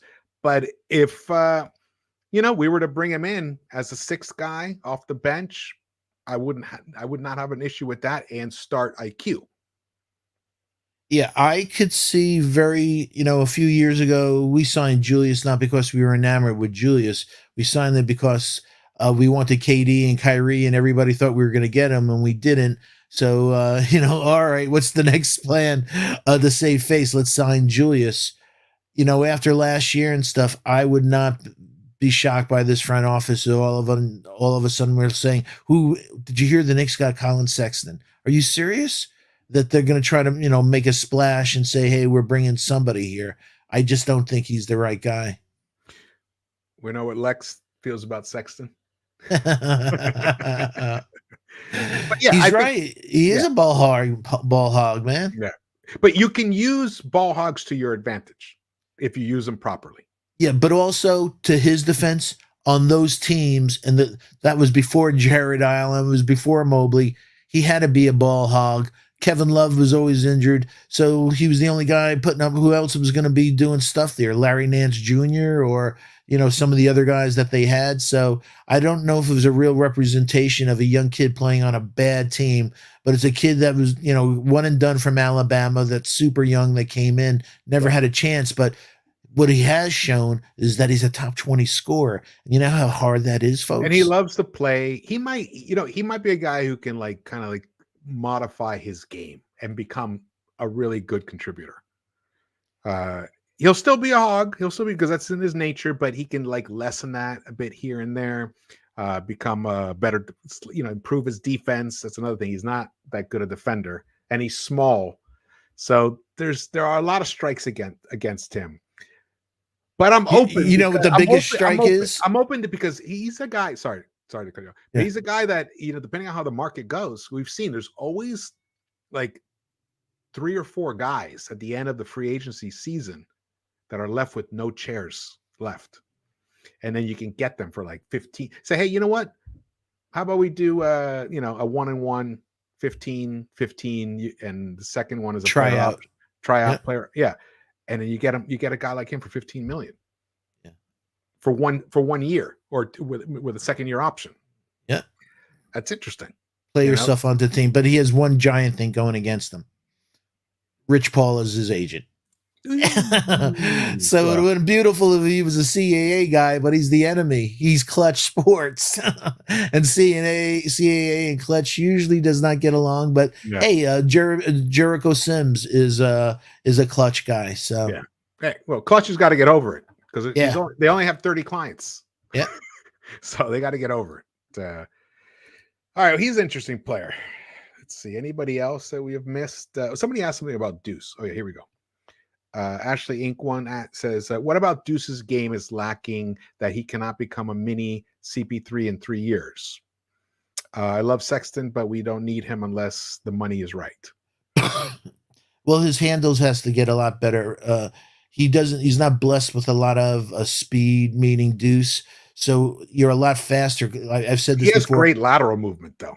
He does. That's why he's a fantastic defender at point of attack. He can stop somebody from penetrating by getting that lateral movement, by getting in front of him. But he needs on offense to create separation, those handles. And like I said, Brunson is 25. He's 21. So Brunson is Deuce with handles. But Brunson can't play the defense that he can. So, but CP3 also has stuff from God. He just sees the floor. He just makes players around him better. But we've seen little things, whether here or in the G League.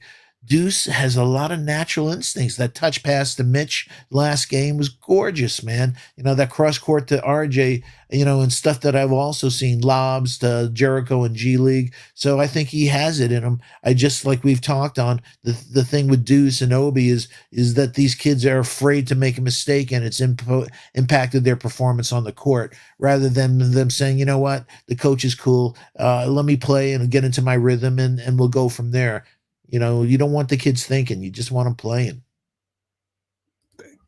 Word. Perfectly said.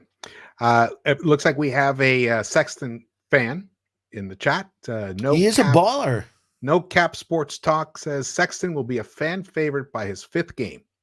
It's so funny to hear Knicks fans turn their nose up at ballers who are better than the majority of the players we have on the roster. He's right. Yeah, but he doesn't play defense, and he's tiny. He's tiny. And there's a reason why he's a minus player.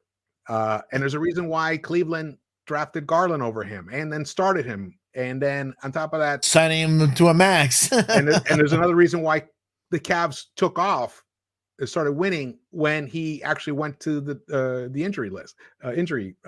So there's a lot of things, but I do love his athleticism. I love that he's a scorer. He can light it up. He's a good shooter. He's actually a really good shooter. So there's a lot of pluses and there's a lot of minuses with him. I'm willing to look at him depending on the money and depending on what happens in this, over the summer, depending on who we end up drafting, who we end up trading for. But he's definitely someone to keep an eye on, because I do agree that he has some natural innate talents that we don't have on this team. So it could be an interesting person to keep an eye on. I'm not going to be a no person anymore on certain players until I see what starts shaping up with the team. At this point, to say no from completely to Sexton, I don't know. I don't feel like I won't say no to Brunson. I won't say no to Sexton. It just depends on how the dominoes start falling. I mean, for all we know, Randall gets traded by my birthday. Yo, that would be a birthday present. Woo. That'd be an awesome birthday present. And also, look, 5,101 subscribers. Yeah. Thank you guys. Yeah. Hit that 6,000. 6,000's coming. 10,000's coming. 10,000's coming. Yes, can't wait. Keith and I were going to cross 10,000 by, I think, definitely a year from now. That's the target. Oh man! All right. Well, this has been awesome. Hey, D-Nice. Wait, you changed your name back? Yeah, you just get me confused. Yeah. Salute to you, brother. Good and there's also a D-Nice 77. So I'm like, will the real D-Nice please stand up? It's like there's only one D-Nice though. That's for sure. But he's also Starlight Roller. And exactly. Yeah. Okay. Before we end, what would be your number one? What would be at the top on your wish list to happen for the Knicks? And I've asked you a version of this question before, but things change. Things have changed. By the beginning of the first jump ball of the 2022-23 season, what would you like to see happen? What's the number one thing on your wish list? Trading Randall. Me too. It's it's higher up than having a new coach. Oh yeah, you know what? I could deal with Tibbs, as crazy as that sounds, but trade Randall. My top three is trade Randall, trade all you can to get up and get Mathurin, trade a couple of number ones, whatever you need to do, and sign Mitch. And I think we immediately now have changed the future. You have RJ, Mitch, you have this young nucleus with somebody that has, RJ's on the cusp, but now you have two guys with superstar stuff, and who knows with Cam, but you have Ben has it there, folks. He's literally he's 19. So want me to answer that? Yeah.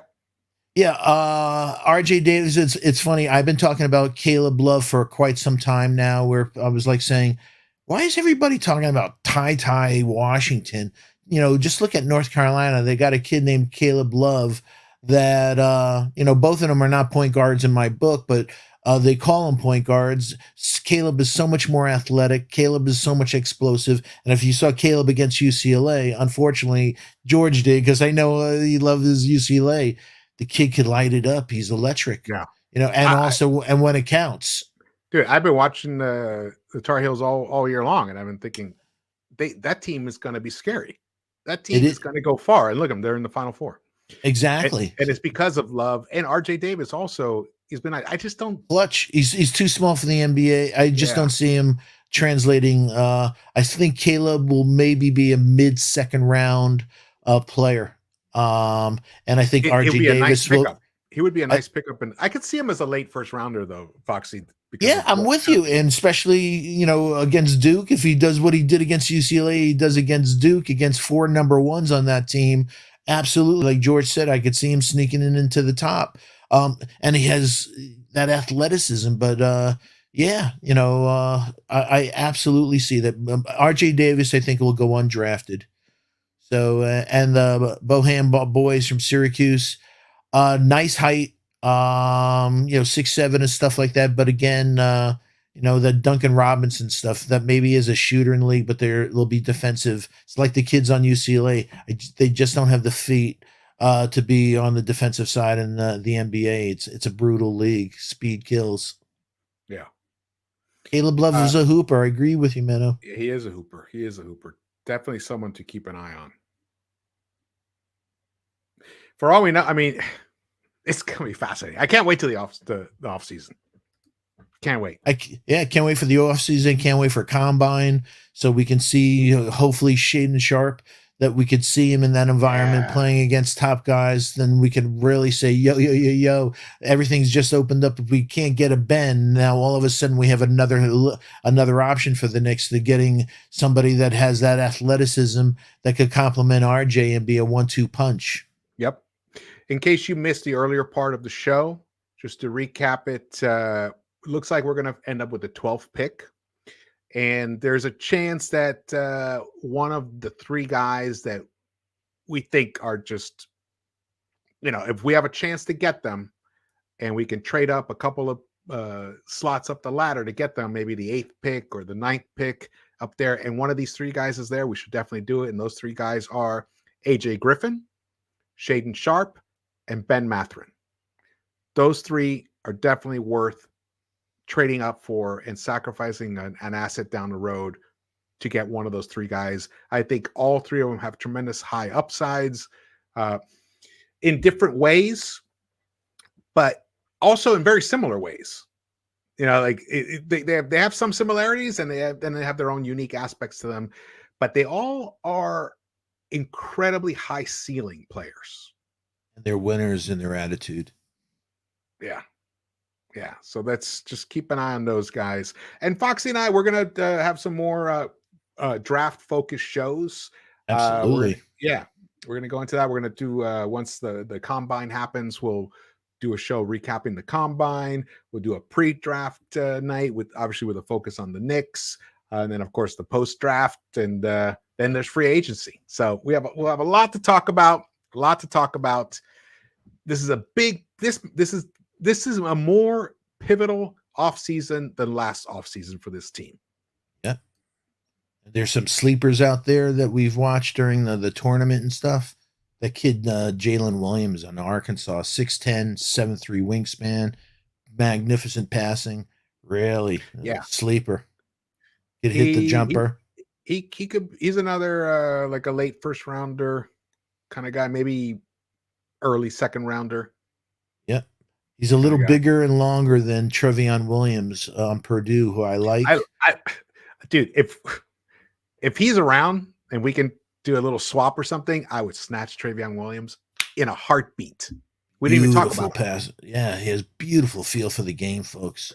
Think about if this team had a guy at the center position who could pick apart a defense with his passing. Our Jokic. Wow. Think about how RJ would benefit. Think about Fournier getting easy looks. Even if he who shall not be named, even if he's still around, he's an interesting guy. He's a sleeper guy. He is. And because of Wizards Ivy, won. The Wizards won, so they did win that game. Yeah. So that's their one win. I gave them that one. I said, but you know what? But it was the KP versus Spencer Dinwiddie revenge game. Yeah. Did KP play? I think he did play. I don't know. Right, well, you guys have been awesome. Thank you so much for watching, tuning in with us. We still have over 170 in the chat. It's fantastic. Yeah. Hit those thumbs up buttons when you get a chance. And drop your comments later on. Any ideas, any players that we didn't talk about today, drop them in so that we can put them on our draft radar or our trade radar or free agent radar. Anything you guys want to highlight to us, for sure. This is our Knicks-Verse and Sports Vibes Nation. We love the input, the back and forth. It's not just a one-way street here with us. And Foxy, you want to?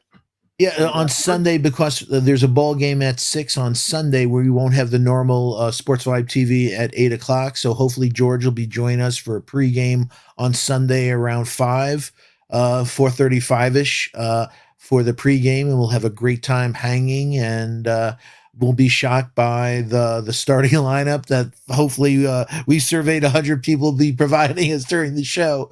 And the answer is Burks is starting. So we'd love to hear what the over-under is for Burks starting versus Deuce, or hopefully IQ should be starting, not Deuce. So let's hope. Let's hope. That's going to be the most important thing. To see if IQ doesn't start, I'm going to be pissed. I know, which is fantastic, because then we have the wonderful recaps. The rants. Oh, I love them, man. No wonder you've grown exponentially. It's like you absolutely tap into the emotions of the Knick fandom of what we're feeling, man. You're like the Howard Stern of Knicks basketball. You say what we feel. Thank you, man. Thank you. I have a feeling that Thibs may actually, I know Knicks Fan TV is the behemoth and all that stuff, but with the timing of the way things happen, and there was that tweet that I retweeted Thibs's post game when he blamed the kids for the fourth quarter collapse. and I retweeted that with a commentary, a quote tweet. It got over 50,000 views. The video, and that's a possibility that that's what he saw. And when he's complaining about social media, because that's, splitting the kids from the vets, and that's causing the division that he was referring to. It's possible. Hey, but that's the point. This is the modern world. It's not the 80s or the 90s anymore where, fans can't rewatch a game 2 or 3 times easily, like on their computer or with their DVRs.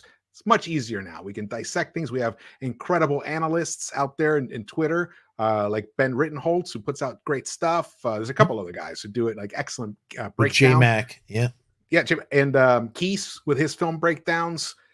So we have a lot of content, a lot of knowledge. We are a very astute fan base. We know what we're talking about. So Thibs showed his age. He showed how out of touch he is with the reality of the modern world right now. He's just gonna have to deal with it because we're not going. We're the fans. We're the fans. We're not going anywhere. Exactly. And I won't stop until we win a chip. When we win a chip, then I will end the Knicks-Verse or hand it off to somebody. That'll be the goal. And I'll have a series on HBO. That's right, baby. Let's go. Ixnay and the Wixnay. That's right. All right, guys. Well, thank you so much for watching this. Really appreciate all your contributions and everyone who submitted the super chats. Thank you so much. Really appreciate that. And any other comments. And Lex, and we survey 100 people. The mods for holding it down. Worldwide. D-Nice catching the Knicks-Verse on a plane flight. Way up. Oh, you're way up in this. That's awesome. Is that a first? It might be. Hey, man, have a champagne for me. Yeah, a new version of the Mile High Club. I hope you're going somewhere warm. I hope you're on a way to vacation or something. Yeah. All right, brothers. Thank you guys so much for watching. My name is George. We have Stephen Fox from Sports Vibes TV. If you haven't subscribed to both our channels, please do so. And we will see you around the Knicks-Verse.